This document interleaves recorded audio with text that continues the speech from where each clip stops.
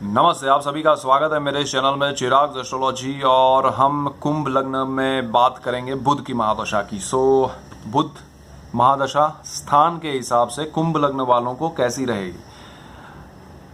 कुंभ लग्न जो है, कुंभ राशि जो है, अगर आपकी कुंडली में पहले स्थान में 11 नंबर लिखा है, जो आपका बर्थ चार्ट है, जन्माक्षर है, जन्म कुंडली है, नेटल चार्ट है, उसमें अगर फर्स्ट हाउस जहां पर 11 नंबर लिखा है, असेंडेंट जो है, तो वो आपका कुंभ लग्न है। अब कुंभ राशि वो शनि की है और मकर भी शनि की है, तो क्या रिजल्ट सेम होंगे? तो नहीं, क्योंकि कुंभ राशि और मकर राशि के फर्क है, राशियों के गुण में फर्क है। दूसरा, कुंभ लग्न और मकर लग्न में स्थान बदल जाते हैं, स्थान के मालिक बदल जाते हैं, स्थान की राशियां बदल जाती हैं, सारी चीजें बदल जाती है। इसलिए सिर्फ शनि की राशियां इसलिए सेम रिजल्ट होगा, ऐसा हो नहीं सकता है। हो क्या सकता है? बहुत से लोग कहते हैं कि कुंभ लग्न कैसा है, उसमें कैसा रहता है। तो कुंभ लग्न है ना, वो एक तरह से अच्छा भी है, क्योंकि उसमें उसका जो सिंबल है कुंभ, जो हम रखते हैं, अच्छा जब भी काम करते हैं तो हम कुंभ रखते हैं। शनि जो है ये राशि में मकर से थोड़ा हटके है, उसके इफेक्ट्स थोड़े हटके हैं, लग्नेश के तौर पे मैं बात कर रहा हूँ। फिर हम बुध की महादशा की बात करते हैं। यहाँ पर थोड़ा पॉजिटिविटी उसमें है। और उसमें एक और चीज़ क्या है कि मकर लग्न भी अच्छा है अपने हिसाब से, लेकिन कुंभ लग्न में क्या है कि आपको जो स्थान के हिसाब से जो मालिक मिलते हैं, मतलब owners of the place in birth chart, एक एक स्थान जो है वो बहुत ही बदल जाता है और उसके मालिक बहुत अच्छे हो जाते हैं। जैसे कि सेकंड हाउस है गुरु का, 12 नंबर जहाँ लिखा है, वो गुरु उस स्थान का कारक है। अगर किसी की कुंभ लग्न की कुंडली में गुरु स्थान को देखता है तो फर्क पड़ जाता है, बहुत अच्छा हो जाता है। अब 3 नंबर जो है, मतलब 1 नंबर, 12 के बाद 1 नंबर है, तो वो मंगल का है। उसी तरह हर स्थान में अगर उसका मालिक कहीं से देख रहा है या बैठा है तो उसके फर्क बहुत अच्छे हो जाते हैं कुंभ लग्न में। अब बुध जो है वो क्या इफेक्ट देगा? तो पहला जो स्थान है वो कुंभ राशि है, और अगर बुध यहाँ पर बैठा है, उसकी महादशा आती है, तो बुध की महादशा जो है वो 17 ईयर्स की है। और उसमें आपकी एज का कौन सा, देखिए कोई भी महादशा को हम कैलकुलेट करते हैं तो लोग पूछते हैं कि अरे मेरा तो शुक्र की महादशा 60वें साल में आई है, कोई पूछता है कि मेरा जन्म से ही शुक्र की दशा चल रही है, कोई बोलता है कि मेरा 20 साल की एज में शुक्र की। तो क्या परिणाम एक जैसे रहेंगे? तो नहीं। आप जिस पड़ाव से गुजर रहे हैं उम्र के, वहां से चलते चलते जो भी दशाएं आती है, उस पड़ाव के हिसाब से, उस उम्र के हिसाब से वो प्लैनेट अपनी महादशा के हिसाब से आपको फल देता है। पोजीशन और वो सब तो बाद में, लेकिन आपकी एज के हिसाब से। अब कोई जो है वो स्टूडेंट नहीं है, ठीक है, तो उसके लिए क्या फर्क पड़ेगा? 60 साल की उम्र में वो पढ़ाई करने थोड़े जाएंगे, लेकिन वो पढ़ाई करेंगे, बट वो पढ़ाई का एरिया, समझ और स्टाइल, या कहें तो उस पढ़ाई को सीखने की जो पद्धति होगी, रीत होगी, मेथड, वो डिफरेंट होगी। सपोज आपने अपने किसी बुजुर्ग को, माता पिता को, दादाजी को, अगर आपने मोबाइल आज के ज़माने का गिफ्ट दिया है, अब उनकी एज 60+ है, उनको पता नहीं क्या है, बट उनको धीरे धीरे आप सिखा रहे हैं, तो उनकी एक पढ़ाई चल रही है शुक्र के हिसाब से, वो दुनिया से कनेक्ट हो रहे हैं। एक नई चीज़ जो कि लग्जूरियस चीज़ों में से एक है। जब वो छोटे थे तब एक फ्रिज, टीवी, वो लाने के लिए बहुत बड़े मुहूर्त देखे जाते थे, बहुत बड़ा बजट वाइज सेटिंग करना पड़ता था कि भाई 10,000 का फ्रिज है या टीवी है या जो भी प्राइस होगा उस समय उसका, तो उसको कुमकुम के तिलक किए जाते थे, वो सारा प्रोसेस था। अभी उनके हाथ में आप सीधा 20,000 का हैंडसेट दे दे तो मोबाइल फ़ोन के रूप में, वो उनके लिए आज के ज़माने में वो कुछ नहीं है, लेकिन वो अटैचमेंट देता है, दुनिया से जोड़ता है, तो उनके लिए वो सीखना है, वो एक नए युग से, नई टेक्नोलॉजी से जुड़ रहे हैं, सो वो लर्निंग हुआ। सो लर्निंग का अगर समय है, अगर प्लैनेट की पोजीशन है, तो वो किसी भी रूप में आता है। सो ये एग्जाम्पल था। सो फर्स्ट हाउस जो है उसमें बुध जो है वो इफेक्ट ये देता है कि उसकी बुद्धि जो है वो एक पुराने थॉट्स के साथ, अगर एज है बहुत, जिनकी एज 50 प्लस है, तो वो पुराने जो थॉट्स थे उनके, उसको रिकलेक्ट करता है और उसमें आगे बढ़ने की कोशिश करता है। अगर किसी का यंग एज में ये स्थान में महादशा आ रही है बुध की, और बुध यहाँ पर बैठा है कुंभ लग्न में फर्स्ट हाउस में, तो वो सडनली सोचने लगता है कि मैं क्या पढ़ रहा हूँ, मैं क्यों पढ़ रहा हूँ, मुझे किस दिशा में जाकर अपनी पढ़ाई को शुरू करना चाहिए या ख़त्म करना चाहिए।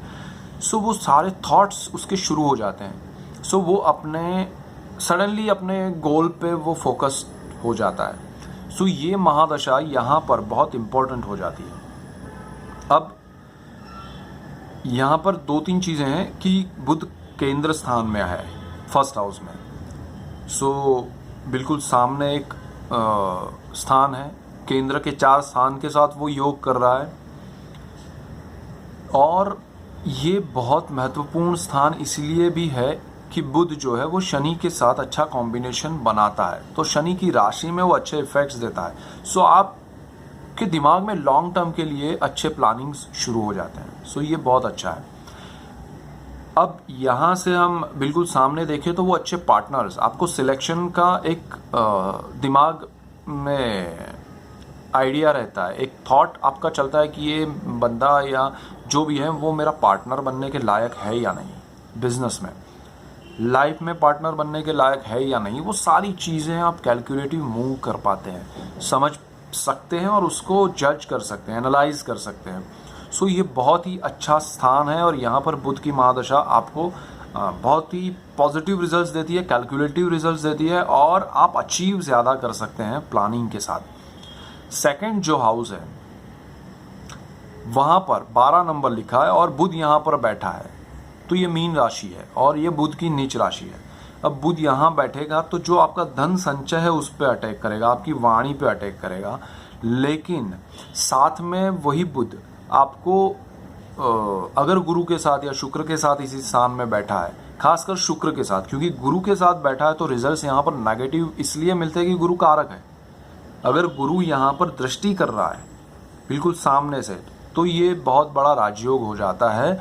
भले बुध आपका नीच का है, लेकिन उसकी महादशा में, क्योंकि बुध नीच का है, गुरु उसकी उच्च राशि कन्या में बैठा है सामने बिल्कुल, तो गुरु उसको बिल्कुल सामने से देख रहा है, तो राशि परिवर्तन भी हुआ दोनों का एक दूसरे का, और एक नीचभंग राजयोग भी हुआ, और गुरु जो है वो उस स्थान में कारक है और उधर दृष्टि कर रहा है। ये 3 योग यहाँ पर हो रहे हैं। सो ये चीज़ हो जाए तो बहुत बढ़िया है, बट ऐसा नहीं हो रहा है, कुछ भी नहीं है, सिर्फ बुध यहाँ पर है। तो वो बुध की महादशा में आपको अपनी वाणी पे कंट्रोल करना पड़ेगा। आप लोगों से बिना चाहे, मतलब आप नहीं चाहेंगे तो भी आपकी बात सही नहीं पहुंचेगी। आपको कैलकुलेटिव स्पीच मोड पे रहना पड़ेगा, आपको बोलने में ध्यान रखना पड़ेगा, आपको एक लिमिटेड लाइंस को लिख के करना पड़ेगा कि भाई मुझे इतना ही बोलना है, ये नहीं बोलना है। और वो जब माहौल आपके सामने हो तब खास ध्यान रखना है, क्योंकि घर से तैयार होके निकलेंगे बट बुध आपकी ये जो ज़बान है उसको फिसला देगा। सो ध्यान रखिएगा। आपका जो सेविंग्स है उस पर अटैक हो जाएगा बुध का, वो आपको इन्वेस्टमेंट करवाने के चक्कर में कि भाई शेयर बाजार में डालूँ, इसमें डालूँ, उसमें डालूँ, उस चक्कर में आपके पैसे जा सकते हैं। जो आपका सेविंग्स है उस पर अटैक होगा। सो ध्यान रखिएगा। और क्योंकि बुध जो है वो यहाँ पर क्या है कि 5वां जो स्थान है ना उसका भी मालिक हो जाता है। सो ये ध्यान रखने वाली बात है कि जो शेयर मार्केट है, स्टॉक एक्सचेंज, वो सब क्या होता है मुझे ज़्यादा मालूम नहीं है, लेकिन वो आपको उसमें डुबा सकता है, तो थोड़ा ध्यान रखिएगा। इसके बाद थर्ड हाउस जो है जहाँ पर 1 नंबर लिखा है वो मेष राशि है। बुध यहाँ पर आपको बहुत अच्छा फल देता है अपनी महादशा में। पब्लिक के सामने, लोगों के सामने वो आपको जो अब तक दबे हुए थे, आप रुके हुए थे। इवन गोचर में भी बुध की महादशा चल रही है और गोचर में भी बुध यहाँ आता है, तो आपको लोगों के सामने इंटरेक्ट करने में मज़ा आता है। बाय डिफ़ॉल्ट वो शुरू हो जाता है, वो अपने आप शुरू हो जाता है। आप लोगों से बातें करने लगते हो, खुल जाते हो। जो अब तक स्प्रिंग दब रही थी वो उछलती है, और ऐसी उछलती है कि लोगों को अच्छी भी लगती है। सो वो मज़ा आता है बुध का। उसके बाद यहाँ पर और चीज़ क्या होता है कि आपके ब्रदर सिस्टर्स है, उसके साथ आपका इंटरेक्शन बढ़ता है। कल तक देखिए यहाँ पर इस स्थान में अगर बुध के साथ केतु है, राहु है, या कोई और सूर्य है और बुध अस्त का हो रहा है, ऐसा कुछ हो रहा है, तो वो रिलेशन जो कल तक आप कुछ बोल नहीं पा रहे थे या आप उसको अवॉइड कर रहे थे, निगलेक्ट कर रहे थे कि भाई क्यों बोलूँ मैं, मुझे नहीं बोलना है, बट एक मोमेंट आता है बुध की महादशा में कि आप बोलने लगते हैं। और जब बोलते हैं तो सामने वाले को सुनना पड़ता है और उसको अच्छा नहीं लगता है, बट वो स्वीकार करता है कि आप सही हो। तो ये बुध आपको रिएक्ट भी करवाता है, ये बहुत अच्छा चीज़ है। और आपको इसी वजह से आपका कॉन्फिडेंस बढ़ता है और वो आपको और लोगों के सामने भी इसी सिचुएशन में ले जाता है और आप पब्लिक के सामने फोकस्ड होके बहुत कुछ कर सकते हैं। थोड़ा अगर ध्यान दे दे तो आप उसमें बहुत अच्छे से अपनी बात को रख सकते हैं, रिप्रेजेंट कर सकते हैं। और ये बुध जो है 3rd हाउस में, मेष राशि में, कुंभ लग्न में, मंगल की राशि है। आप जो भी बात करेंगे वो फर्मली रखेंगे, और मंगल के साथ है, अगर मंगल की दृष्टि है यहाँ पर, तो आपको और चीज़ों में, जैसे कि आर्मी है या ऐसे कोई फील्ड्स है जहाँ पर लश्कर है, तो पुलिस है, तो वो सब में आपको बहुत स्ट्रॉन्ग पोजीशन में आपको काम मिल सकता है, आप उसमें जा सकते हैं। तो ये बहुत अच्छी पोजीशन है। सो ये बुध का इफेक्ट यहाँ 3rd हाउस में ये है। 4th हाउस जो है वो है आपका बुध का कारक स्थान अगेन।